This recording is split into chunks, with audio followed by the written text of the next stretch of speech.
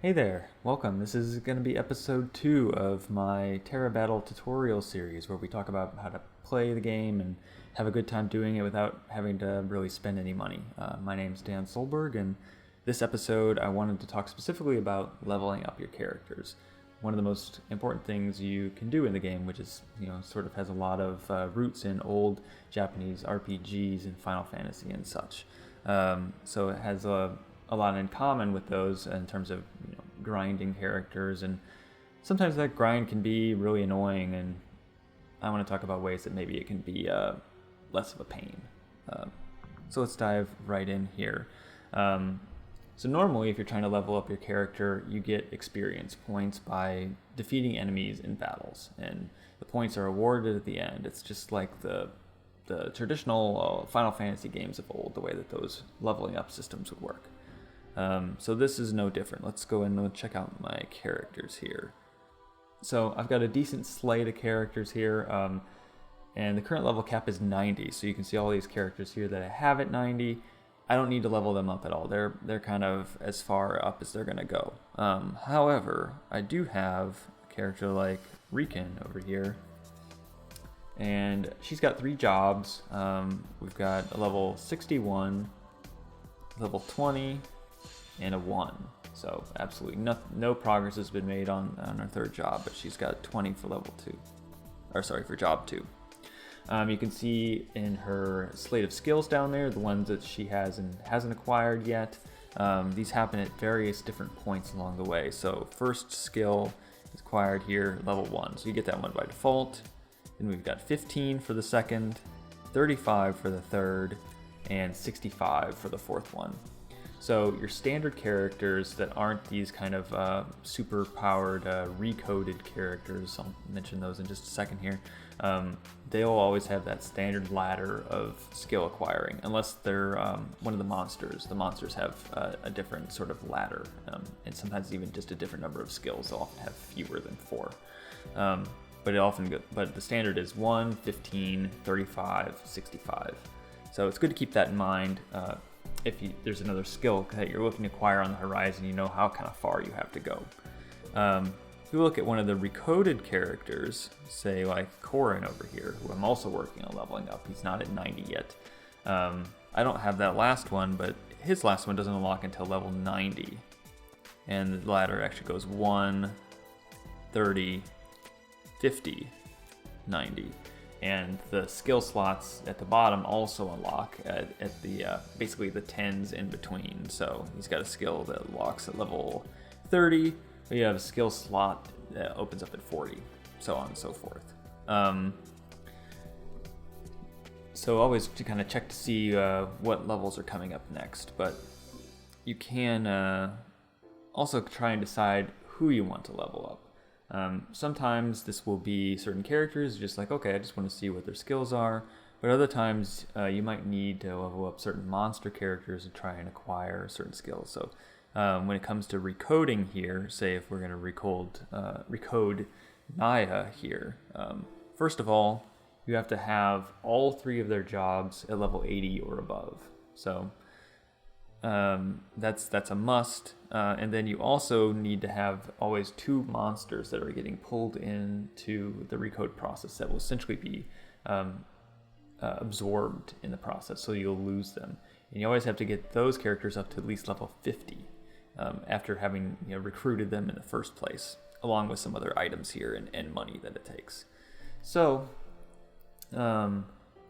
it's worth it to kind of get those monsters and level them up directly even before you have your actual character leveled up all the way to 80, because that takes a lot longer anyway, and sometimes you can level up lower level characters more easily. It's a lot easier to get monster characters to level 50 than it is to get to a regular adventurer character up to level 80 on all 3 of their jobs. It just takes more time.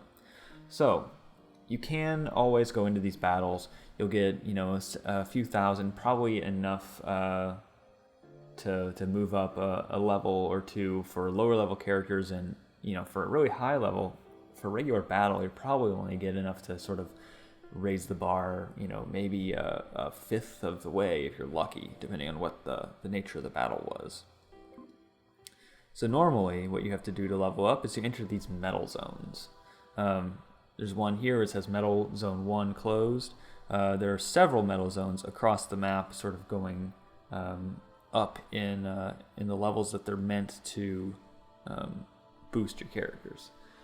So they're open on a timer. They usually open for about an hour when they're open, and they cost a kind of a higher level of your stamina than normally a regular battle would. So currently I have almost full stamina. I've got 120 of 121. I'll get my last one here in about a minute.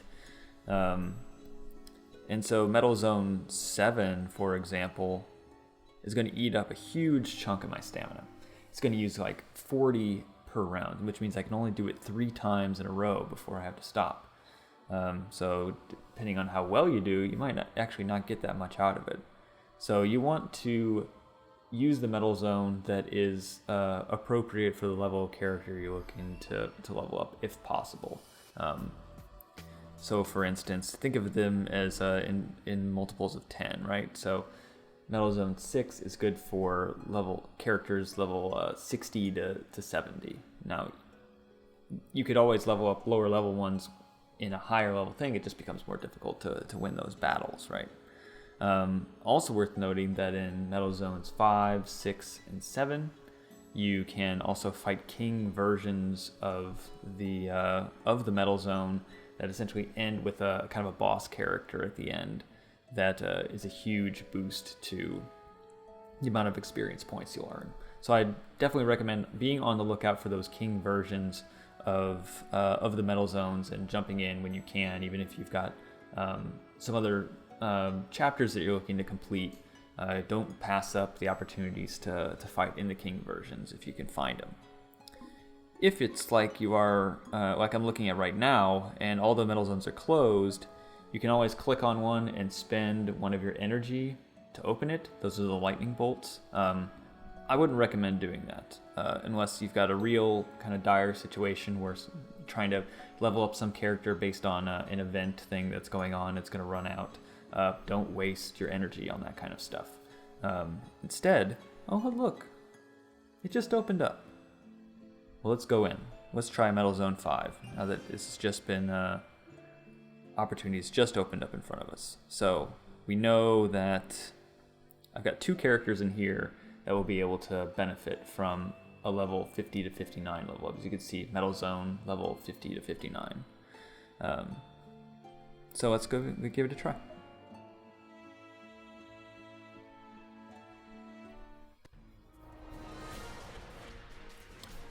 Okay, so normally you have these kind of metal orblings that will kind of stay put when you try to move your characters by them, but these gold ones, and there's some white runners as well, when you get close to them, they are very finicky and they'll try to run away. So you need to sort of like set up a pincer in waiting for them and try and then negotiate them into the spot where you can attack them. It's not going to make a lot of sense at first here, but hopefully I'll be able to get the stuff to a point where I'll be able to make sense. So let me set up a couple pincers here.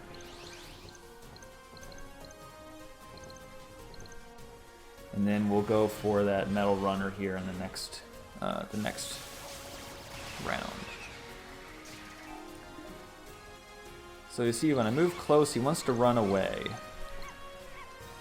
But I can kind of move my character sort of back and forth in its general vicinity, try and persuade him in a particular direction.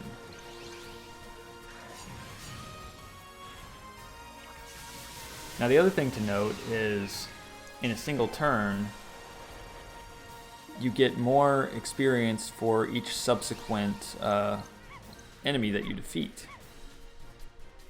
I'm not going to go where you want me to. Okay. He didn't go where I wanted him to. But you'll see here I'll defeat 3, and then after the first one explodes, you get an experience points plus 10 and an experience points plus 20. So those are sort of exponentially increasing percentage experience points bonuses that you get for subsequent enemy defeats in a particular turn.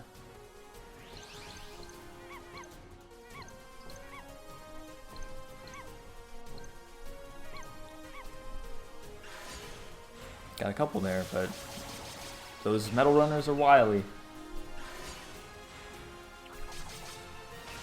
Probably gonna run away. Yep. Not without almost killing one of my characters. Get her healed up here, though.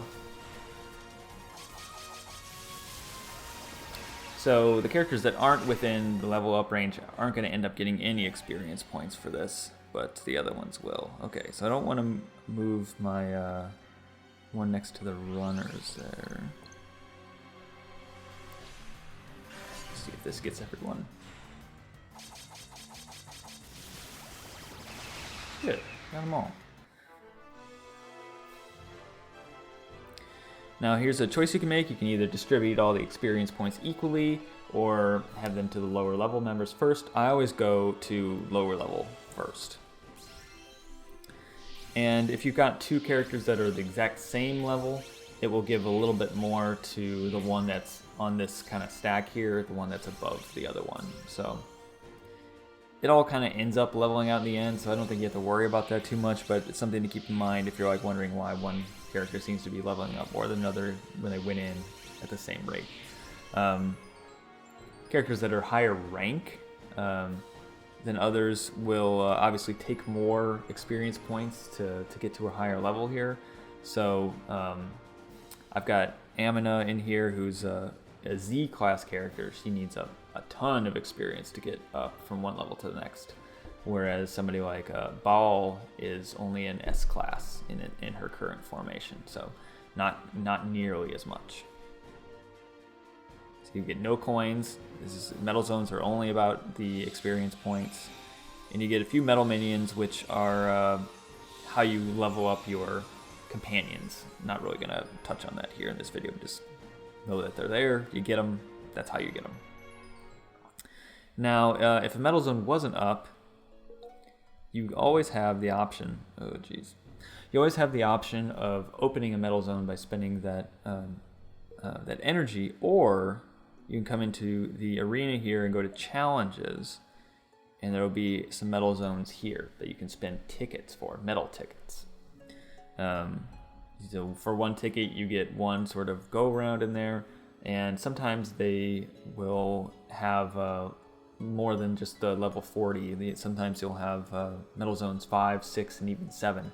And sometimes they'll even be the king versions.